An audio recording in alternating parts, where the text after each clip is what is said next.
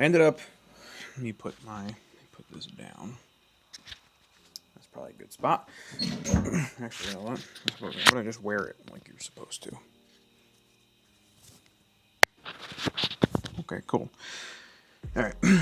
So I had gone and wired the IDE connection up, which is this dude right here. And I was using a Deutsch connector, but what I found was that it was kind of a pain in the butt to figure out exactly like how to mount this thing how I wanted it to. Like, it's just gonna like be a wire that's hanging off of it, and like this, I don't want tension on this guy, because it's just like a little plug, you know. So what I did is I modeled up a box. I used some inspiration. You can download stuff for SPEEDUINO boxes. I couldn't find the exact one that I have by the 0.4.3D or whatever board, but like there's some ideas that are kind of close. And basically just modeled this up with some slip in right here, and then I'm using a just modeled this thing. You can see that. That's just a 25 pin IDE, because I'm only using 20 or 19 pins for now, so 25 is perfectly fine. I could model another one to put 2 in, but I don't need to. So basically this will just sit like so, and then this will bolt in here like this. If I can get it to do the thing, but yeah, you get the idea. And then the board slips in, and all my pins will be soldered to this guy. So what I'm gonna do is I'm just gonna solder this up, get all my pins that I want hooked up, and then I'll mount this and stuff in the board, and then kind of show you what that looks like.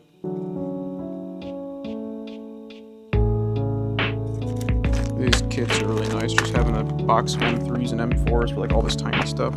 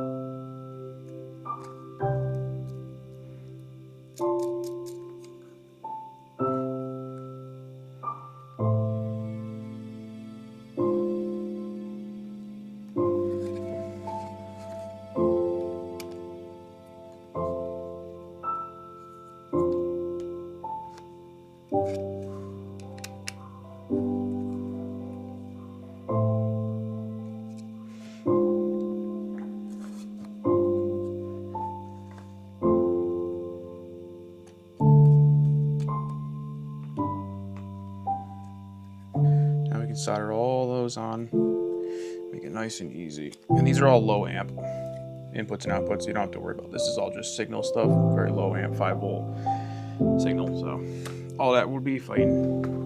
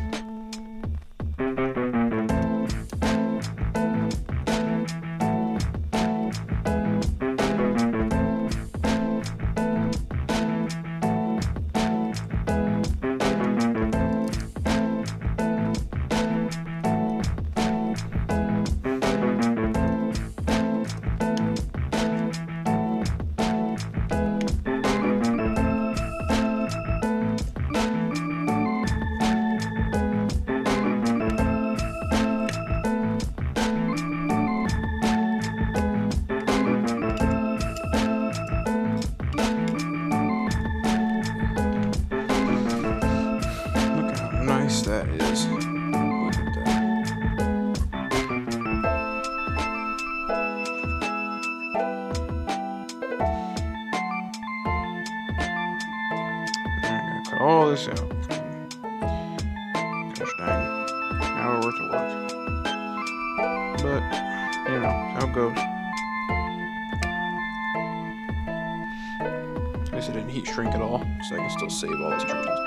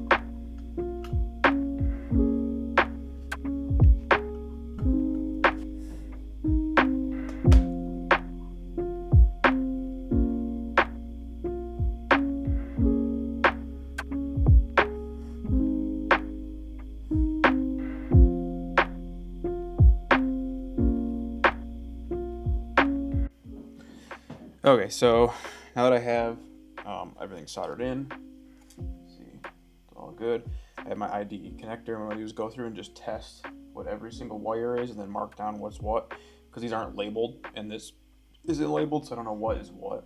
So we'll figure that out, and then I can know what goes where. Now that I've got my ignition system here, it's an old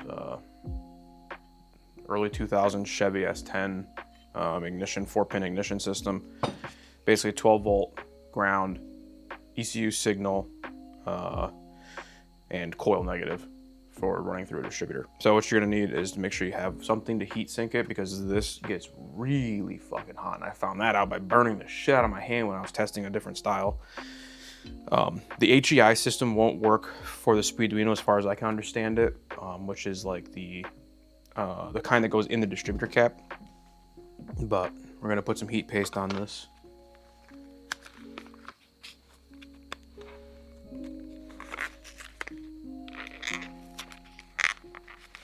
And then we'll test the ignition system.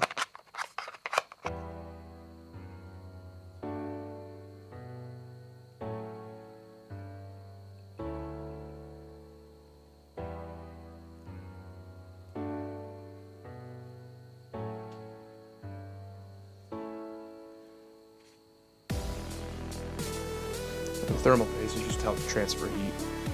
I can build any like computer, CPU or something. Get that squished right in there, good. And I believe this needs to be grounded, so I'm gonna put a wire through here, this bolt. The thing, I believe anyway. I know the HEIs do, but I'm gonna ground it anyway, just to be safe. Can't run too many grounds, but I'm gonna put a bolt eyelet through here with a wire going to ground, just to ground this out to make sure get good ground contact. So we'll get this set up, bolted up, and I'll bring it over to the car. All right, so what we got here is this dude right here. That's my 36-1 crank trigger, the one that I designed and had send cut out for me for the B230. That is like a, I don't even remember, some sort of GM Jeep VR. It's just a variable reluctance sensor. It's just a coil with a magnet that puts out a 12 volt sign when that thing spins. And then, so you have the positive and negative of that coil coming out.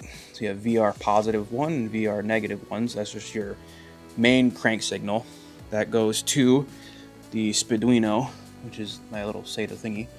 So the purple and the blue right there are the VR the VR positive and negative going in, They go through the DSC. It's a dual conditioner circuit on the SPEEDUINO, so you can basically convert the VR signal to a square wave so that your ICM, your ignition control module, can interpret it. You set it to falling edge for the DSC. It's all in the what do you call it, the SPEEDUINO manual. It'll show you, like, depending on what conditioner you use, what to place it. For the dual conditioner, you turn it to a falling edge, and then goes through. I just have 2 coils set up for right now. I'm doing a single channel to go through the distributor.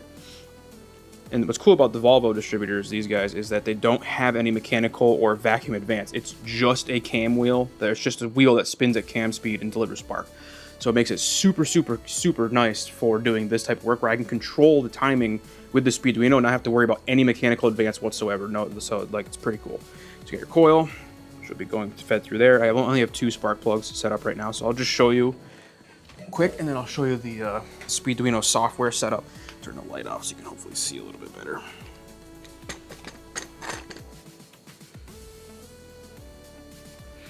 Okay.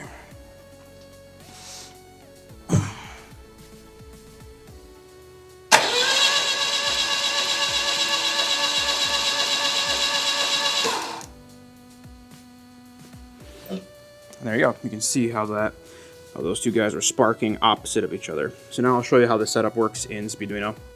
So here you can see my engine speed. I have my sync, no or full sync, which I'm not exactly sure what no or full sync is. I think this is what tells me if I have sync or not. And your sync losses. This is how this guy right here is when the ECU loses track of the signal. Usually you'll have some right at the startup because it's just not, it's trying to find where it is. So I have it skip 4, or I have it to skip 2 revolutions before it starts firing things so it can get its sync on. So I'll show you. So you go to Spark up here, Spark settings, and ignition source, load source. So this is what is reading the load on the engine. I have a map, so I'm using a map sensor. You can use TPS or map EMAP. Single channel. So if you were doing wasted spark where you were firing directly to, or depending on what type of cylinder, what size engine you have, like a 4-cylinder, 6-cylinder, 8-cylinder, whatever, wasted spark would fire the 2 or 3 opposing or 4 opposing, or the 2 opposing spark plugs, like in unison. So you would have one that fires at top dead center, and then you'd have another one that fires at bottom dead center. That's just wasted spark. You're wasting the spark, so because there's nothing to combust. A single channel is what I'm using because that is a single. It's going through ignition source 1, and it's just putting it to the distributor cap, which the distributor cap designates where the spark goes to. Wasted cop is a wasted coil on plug, which is just basically the same thing as wasted spark, but you have coil on plug triggers instead. Sequential is fully sequential. The ECU controls the entire all ignition events individually, and then you have rotary, which I will be using. That's for treating leading and trailing spark. But we got that. Crank advance, this is just like to get the engine running, doesn't matter. My spark output is going low right here, which is going low. And then close that. So that's the setups. And then you go to engine constants, or sorry, not engine constants. Trigger setup. So you have missing tooth, which is what I have. And then you have 36, which is my teeth, crank speed, because it's on the crankshaft, not the camshaft.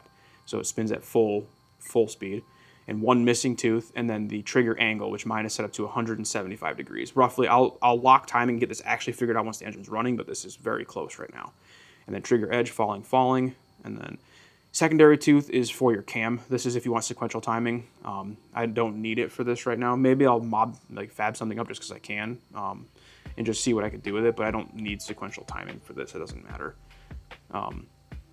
Especially because I'm still using the distributor. If I was using coil on plug smart coils, then I would do this, but we'll see. And I'll show you what this looks like from the cranking window. So watch the sync loss, RPM, and the sync.